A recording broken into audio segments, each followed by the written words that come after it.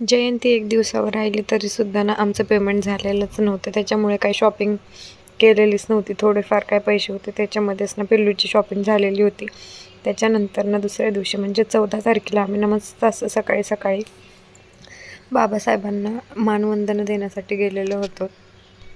खूप भारी फिलिंग येत होती सकाळी सकाळी. सगळ्यांनी मस्त असे पांढरशुभ्र कपडे घातलेले आणि हे बघा माझं पिल्लू थोडं जरी कुठे काही गाण्याचा आवाज आला तर खूप त्याचा डान्स सुरू असतो आणि खूप अशी गरमी होत होती. त्याच्यामुळेच ना तो तिकडून उठून आला होता.